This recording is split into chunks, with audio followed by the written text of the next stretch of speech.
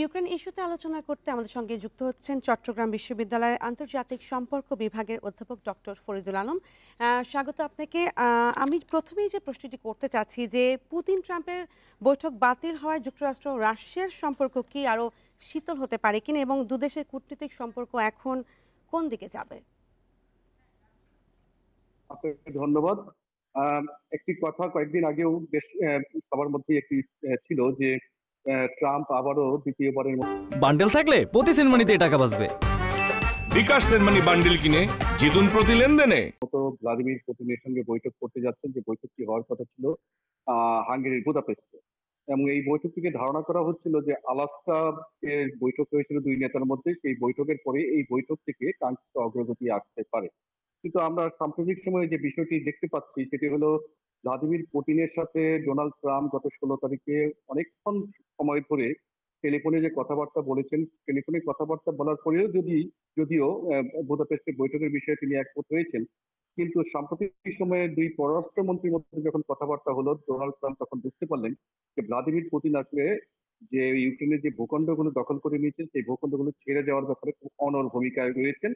যদিও Donald Trump আগে থেকে একটি বার্তা দিয়ে রেখেছিলেন ইউক্রেনকে যে কিছুটা ভূমি তাদের ছাড়তে হতে পারে, কিন্তু সেই ক্ষেত্রে রাশিয়ার দাবি শতভাগ মেনে নেওয়া হবে বা মেনে নিতে হবে, এই বিষয়টি এখানে ইউরোপীয় নেতৃবৃন্দ এবং ডোনাল্ড ট্রাম্প ওদের কাছে একটি বেশি বাড়াবাড়ি মনে হচ্ছে। বিশেষ করে ইউরোপকে এখানে এই বিষয়ে রাজি করানোটা ট্রাম্পের জন্য একটি বড় চ্যালেঞ্জ হয়ে গেছে।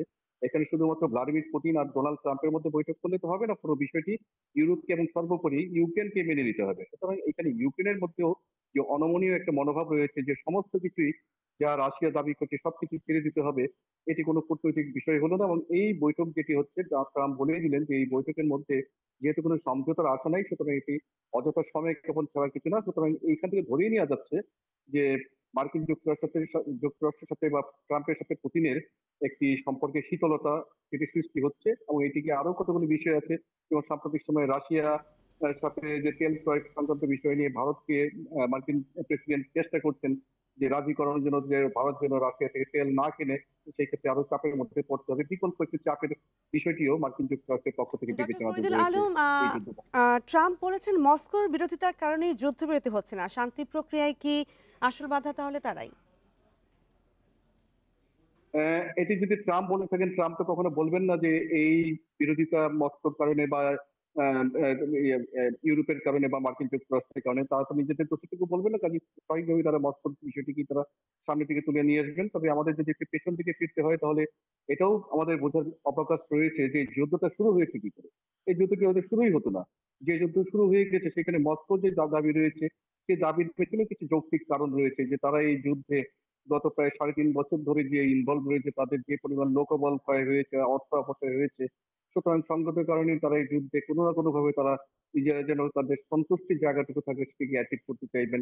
সেই দিক থেকে নিশ্চয়ই মস্কো কিছু কিছু ছাড় দেওয়ার কিছু সুযোগ রয়েছে, যদিও সেটি ডোনাল্ড ট্রাম্পের পক্ষ থেকে বা ইউক্রেন বা ইউরোপীয় ইউনিয়নের পক্ষ থেকে সেটি স্পষ্ট করা হয়নি। আমার কাছে মনে হয় যে ভ্লাদিমির পুতিন শতভাগ তার দাবিকে মেনে নিতে হবে সেই দিকেও তিনি ঠিক করেননি। সেটি হয়তো বা আলোচনার মধ্য দিয়ে একটি সমঝোতা আসা যেত। তবে আমার কাছে মনে হয় যে আলোচনাকে এই অবস্থায় এই মুহূর্তে থামিয়ে দেওয়াটা ঠিক হয়নি, বরং আলোচনা প্রচেষ্টাটি দুই নেতার মধ্যে একটু অব্যাহত রাখা উচিত ছিল। ফলে সেই ক্ষেত্রে হয়তো একটি কাঙ্ক্ষিত শান্তি চুক্তি এখন না আসলেও অন্তত যুদ্ধের প্রবণতাটা অনেকটা কমে যেত বা এটা কিছুটা হলেও প্রশমিত হতো। ইউরোপের নেতারা ট্রাম্পের শান্তি আলোচনার প্রস্তাবকে সমর্থন দিলেও মস্কো তা দিচ্ছে না। এই বিভক্তি কি ইউক্রেন যুদ্ধে সমাধানকে আরো জটিল করে তুলবে? ইউক্রেন যুদ্ধের সমাধান এমনিতেই কিছুটা জটিল হয়ে আছে, কেননা ইউরোপের নেতারা শান্তি আলোচনাটাকে সমর্থন দিয়ে যাচ্ছে, সেই সমর্থনও কিন্তু শর্ত সাপেক্ষ সমর্থন।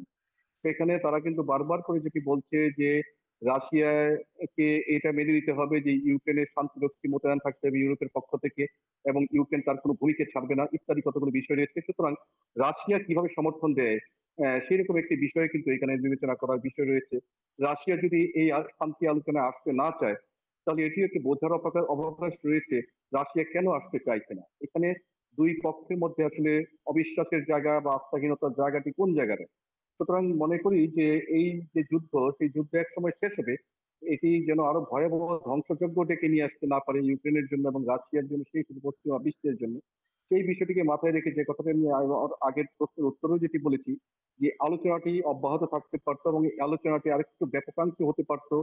ট্রাম্প, পুতিন ছাড়াও এখানে জেলেনস্কি ইনভলভ হতে পারতেন, ইউরোপীয় নেতৃবৃন্দ ইনভলভ হতে পারতেন। একটি বহুপাক্ষিক আলোচনার মধ্য দিয়ে আমার মনে হয় যে এই শান্তি চুক্তিটি আরো বেশি কার্যকর হওয়ার মতো একটি সুযোগ থাকে। যে আলোচনাটি দুই পক্ষের মধ্যে হয়, সেই আলোচনাটি যদি আরেকটু বড় অংশে হয় তাহলে সেই ক্ষেত্রে একটা সুযোগটা ভালো থাকে। আমার কাছে মনে হয় যে এই আলোচনা যেটি স্থগিত হতে যাচ্ছে বা হচ্ছে না, এটি ভবিষ্যতে খুব অচিরেই আবার শুরু হবে এবং এখানে বহু পক্ষ এখানে সম্পৃক্ত হবে এবং সম্পৃক্ত হয়ে শান্তির ক্ষেত্রে সত্যিকার অর্থে কি প্রচেষ্টা গ্রহণ করা যায় সেই ব্যাপারে চেষ্টা করা হবে। ডক্টর ফরিদুল আলম, আপনাকে অনেক ধন্যবাদ আমার সঙ্গে যুক্ত হওয়ার জন্য।